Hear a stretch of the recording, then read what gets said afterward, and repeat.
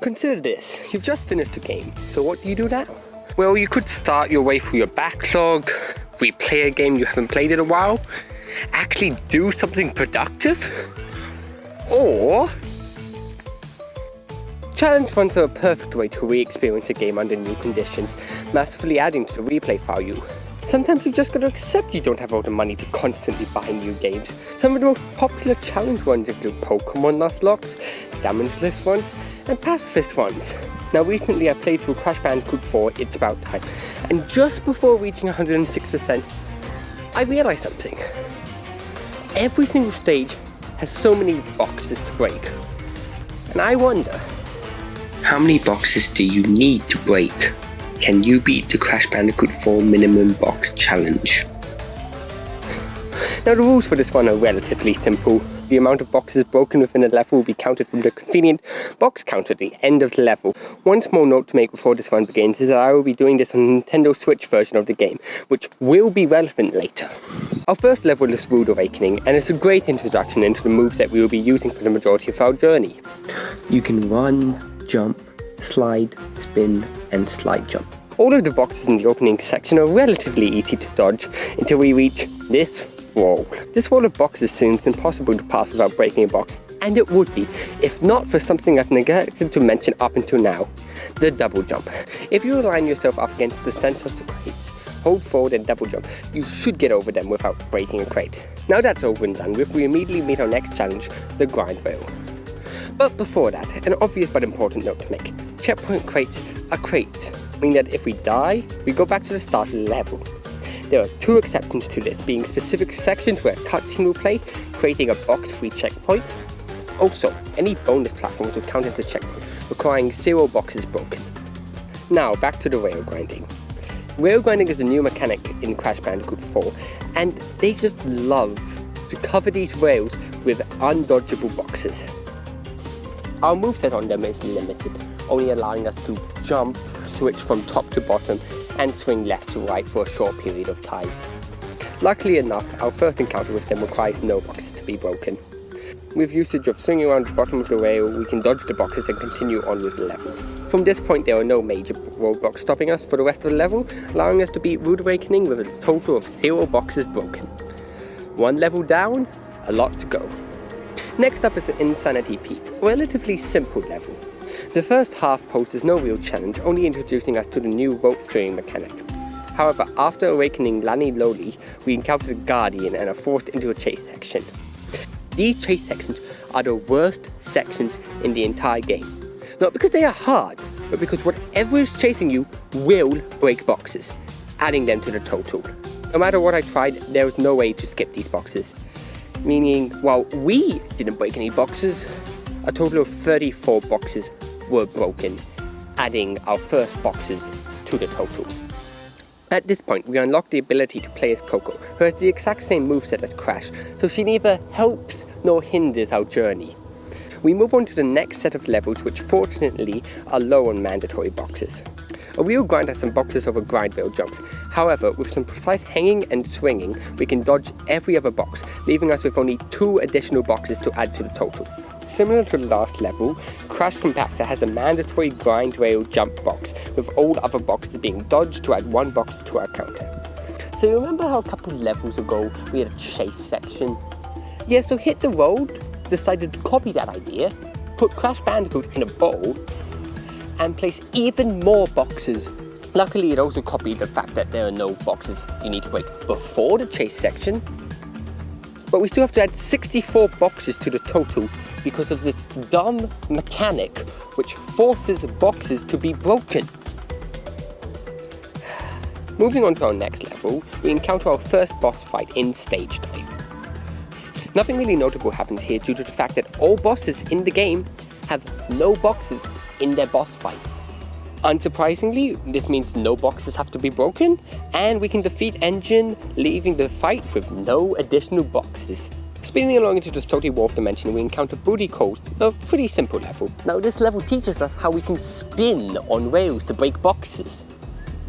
Spinning on rails and breaking boxes is a bad idea. However, it may come in handy later. Besides from the mandatory box from the grind rail section, we finish this level quickly and move on to hook, line and sinker. This level is our introduction to one of Crash 4's new features, multiple playable characters. Coco doesn't count, she's a reskin. Making her playable platformer debut, Torna jumps into action to rescue her fellow bandicoots. Now, this Torna comes from an alternate dimension and has a unique moveset. Her main special move is her hook shot, allowing her to zoom across the stage and get boxes which are usually out of reach. We should not be using this feature to get boxes which are usually out of reach. They can stay there. Now we start the level, progress a bit, and meet a roadblock. These crates require being slammed on to break, and they are our only way forward. I tried jumping around, I tried everything I could, but these crates have to be broken. After a lot of experimenting, I discovered that with precise spacing and movement, you can get through with breaking only one box. Later on in the level, we encounter more mandatory lock crates, and although I tried to see if you could pass with only a few boxes, the best I could do was 4 broken. Reaching the end of the level, we encounter a checkpoint crate. Should be easy, we just jump over it. Okay, let's try it again. We jump over it. Without breaking, we just jump. For some reason, we can't jump over this crate. It's like God just decides, yeah, this crate, it's being broken. Fuck you. This is the only crate in the game which works like this. Every other crate like this, we can just jump over. But sadly, we have to add another box to our total, exiting hook, line and sinker with 6 additional boxes broken. Jetboard Jetty introduces a new mechanic, being the level's titular jetboard. The jetboard is also the main problem within this level, presenting thin passageways filled with boxes. For this reason, we must utilize a new technique, death abuse. Whenever you die locked, the game will feel pity and gift you a free Aku Aku mask. Utilizing this mask, we can damage boost to dodge a box. Also, for some random reason, whenever you pass this area, a box is broken off screen, and I couldn't figure out why. Adding on 1 additional mandatory box, a quick defeat of the only mid-level boss Luis, and we leave with 2 boxes. We have now gained access to the next mask, Akano. His ability grants us the power to glide through the air and break locked crates, something we will try and avoid doing. Aside from a couple mandatory boxes, the level is very easy with careful usage of gliding, making for a relaxing break after the jetboard controls. We exit this level only adding 5 boxes to the total. Dragon On is a very interesting level due to it containing one of the coloured gems, specifically the blue coloured gem. Now you may be wondering, how do you get this gem? Well, you get it by beating the level without breaking any boxes. Therefore, this is an easy no box clear. Immediately afterwards, we are met with Off Balance, a slightly more challenging but still relatively easy no box clear.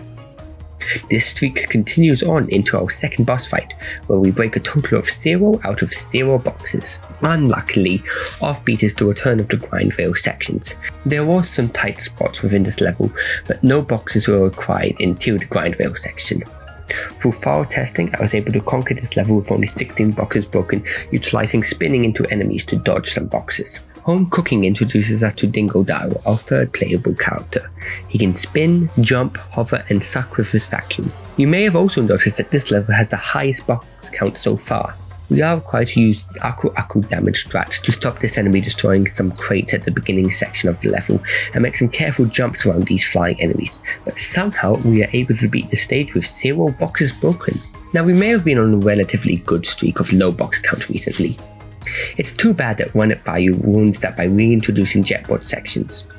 Weirdly though, with some clever ramp jumps and movement, they pose no problem. The real problem is the Dingo Diner boat. This section requires that TNT crates are broken. We can utilize some clever jumps to dodge some boxes, but are still left with 34 boxes broken. Also, remember how I said that the Switch version would be relevant? Well, this level is why. On other versions of the game, it is possible to skip this section with a speedrunning strat. However, it has been patched out alongside the Switch release, and therefore it is possible to beat the level with 0 boxes broken. However, it is not possible for me to do so due to the Switch version being the only version I have available. We are now given access to Kapunawa, the last of the quantum masks. Her ability is the power to slow down time. which allows for more unique platforming and the ability to cross nitro crates. Snow Way Out, Kapunawa's introduction level, is unique in that it is the only quantum mask intro level to require no boxes. Aside from that, it's an easy clear. Stay Frosty is just not as kind, requiring one box to be broken due to a grind rail. Bears repeating, everyone's favourite level. Now, you may be thinking, it's difficult enough to hit the boxes with the polar bear usually, and you'll be right, the polar bear section is fine. But what comes directly before that, I may ask? A stack of mandatory nitro crates. While there is a total of 51 boxes, thanks to activating a cutscene, only 45 of them were broken, although that's way more than I would have liked. Cortex is easily defeated without a single crate in sight, and we move on to the past. You may have noticed by now my distaste of grind rail sections, and this continues with Blast of the Past. Even though it only requires 8 boxes broken, all of them are only due to the grind rails. Fossil Fuel gives us our final playable character, Dr. Neo Cortex. He can jump, shoot, and dash forwards. His gameplay is a lot slower and more methodical than Crash's. With smart usage of box jumps, we can dodge a large section, and it'll only stop one more time with this row of boxes. 2 boxes have been broken, and we move on to Dino Dash. I have 3 words for this level. Fuck the Dino. The Dino breaks 47 boxes, and that's all I want to say about this level. Out for Launch introduces the last mechanic, wall running. Guess what it lets us do? This level contains sections where it appears as if the boxes on the wall need to be broken. However, we can simply jump around them. 10 boxes need to be broken due to grind rails, but that is all for the level. Stowing Away is a mostly 2D cramped platforming level. There are boxes which we need to break to even get out of the starting area. We can dodge this box through careful timed jumping, and in total 12 boxes are broken to complete this level. We crash down onto Crash Landed, a level where the animal riding sections returns. A level where the player breaks 0 boxes. Is a level where enemies break 0 boxes. However, there are TNT boxes placed which automatically explode. 3 of them to be precise, and so 3 boxes get added to the total. There really isn't anything interesting to say about the bosses anymore, aside from this.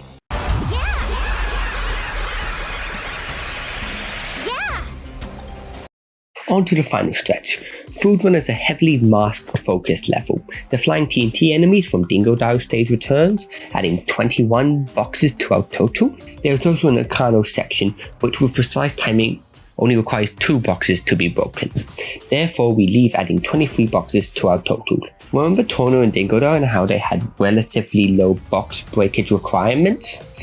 Well, even though Rush Hour is the longest level in the game, making it incredibly frustrating to die, having 1 checkpoint when you change characters, only 3 TNT boxes are broken, thanks to the flying enemies during the Dingo Dial section. This is also the first and only level with grind rails without having the mandatory boxes. The Great Escape is our final Cortex level, having 2 TNT enemies during the Cortex section. Then, of course, due to the snacks that I mentioned loving these enemies, the final section featuring Crash has more TNT enemies, having 3 required to be exploded before you are able to reach the end. Nitro Processing is a challenging but fair level, utilising all the skills you have learned so far. The only thing of note would be the Aku Aku damage boost required to save a box from destruction from this green slime enemy. Toxic Tunnels has no masks and is just pure platforming. There is a row of 8 TNT which need to be jumped on to cross this gap, and while this level is far from easy and you will die a lot, no further boxes need to be broken. This is it, the final proper level in Crash Bandicoot 4, Cortex Castle. This level is considered the hardest level in the game and requires mastery of all the quantum masks. Luckily, there are cutscene checkpoints throughout. No boxes are required to be broken up into the final area of the level. This is the final challenge. After killing Crash over and over and over again, you are prepared. Instead of explaining what to do, simply watch and enjoy.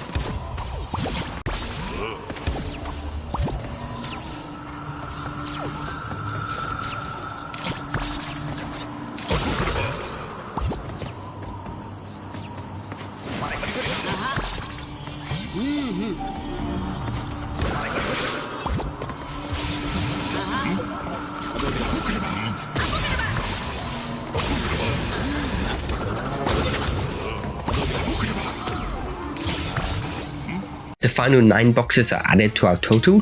We defeat Cortex for one final time, and the challenge is complete. The minimum number of boxes to beat Crash Bandicoot 4 It's About Time is 341. This number could possibly be further optimized with glitches which I'm not aware of, or playing on a different version of the game, but this amount is good enough for me. So until next time, good morning, good evening, goodbye.